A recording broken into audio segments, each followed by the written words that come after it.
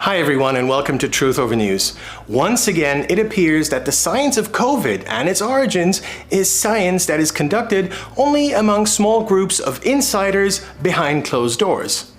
Newly released government emails from early February 2020 reveal that additional secret teleconferences took place amongst a close-knit group of Fauci-funded scientists in the early days of the pandemic. Up to now, we knew of the February 1st secret teleconference that had been convened by Fauci. We also knew that scientists at the February 1st teleconference privately concluded that the virus most likely came out of the Wuhan lab. And we knew that by February 4th, those same scientists had written a paper that dismissed the lab leak theory. What we did not know is that those same scientists continued having secret teleconferences to discuss the virus's origins, even after they wrote their paper. At least 2 of those conferences were attended by Fauci himself. The new emails were obtained by the transparency group US Right to Know, but as is now the norm for Freedom of Information Act requests from the federal government, the emails are almost completely redacted. Piecing together the newly released emails with other emails that were released earlier, we can now put together an updated timeline of events after the initial February 1st secret teleconference.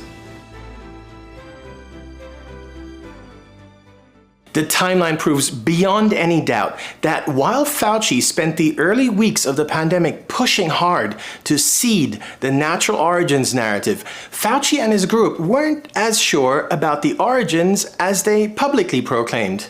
Much was already known about Fauci's secret teleconference on Saturday, February 1st. That meeting was urgently convened after the magazine Science published an article late on Friday, the previous day.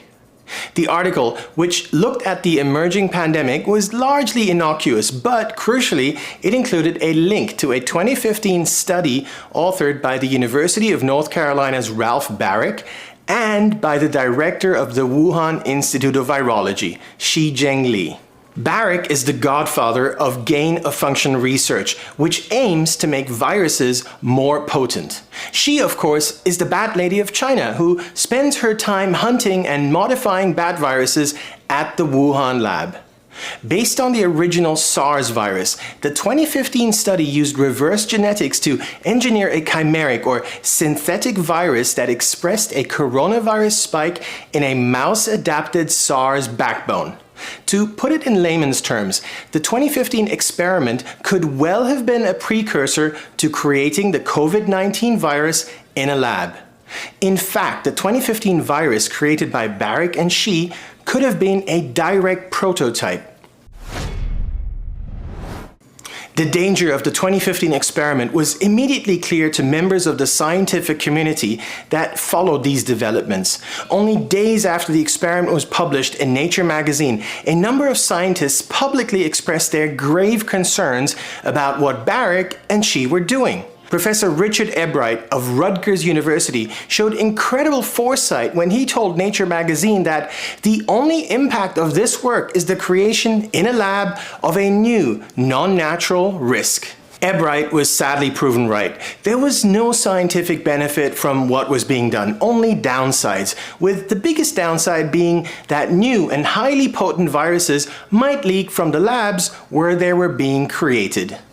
This was a big problem for Fauci because he had funded Baric's and Shi's experiments, as was prominently mentioned in the 2015 article.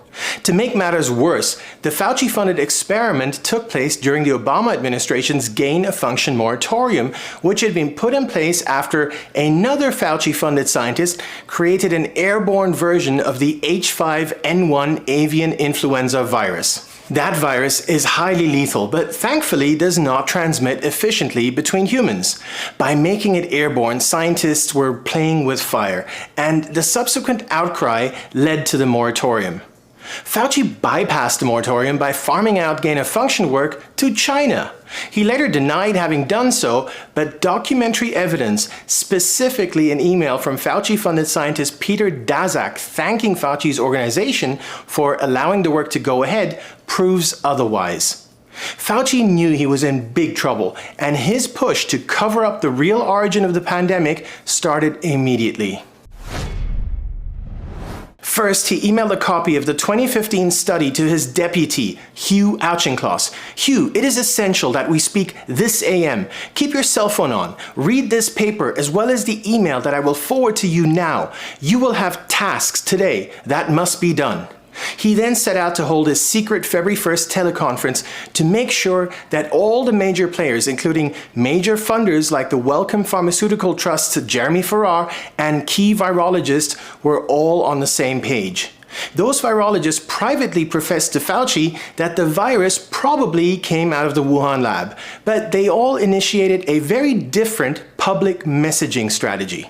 By February 3rd, Fauci-funded scientist Christian Andersen, who had just told Fauci in the secret teleconference group that some of COVID-19's features potentially look engineered and that the virus was inconsistent with expectations from evolutionary theory, was out in Washington, D.C. telling the National Academy of Sciences that the main crackpot theories going around at the moment, that the virus was somehow engineered with intent, were demonstrably false. Andersen went on to tell the National Academy of Sciences, including President Trump's science envoy, that the virus was absolutely definitively not made in a lab. By the next morning, February 4th, Andersen had drafted an article that roundly dismissed the lab leak theory. As previously released emails show, Fauci himself helped shape that article. Of course, none of the actual science changed within 72 hours. The only thing that changed was that Fauci needed to cover up the true origin of the pandemic. And by this point, it wasn't just because of Fauci's own involvement in funding the work that most likely created the pandemic virus. There was also a connection to the Chinese Communist Party. As revealed by Freedom of Information emails obtained from Harvard University, on February 2nd, just one day after the teleconference, Fauci was contacted by the Dean of Harvard Medical School, George Daly.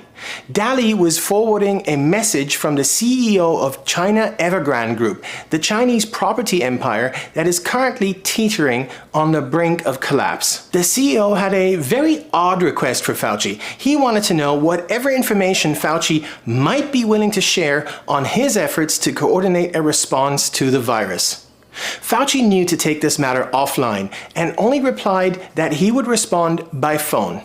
Not much else is known about this saga or what Fauci's reply to the CEO of Evergrande was, but what is known is that 2 days after Fauci received the CEO's message, Evergrande donated $115 million to Harvard Medical School. Then, on February 7th, as we just found out, Fauci's scientists from the February 1st teleconference call had another secret call about the virus's origin, which was very odd given that they were so publicly and loudly proclaiming that the virus came out of nature and that it was impossible that it could have come out of the Wuhan lab.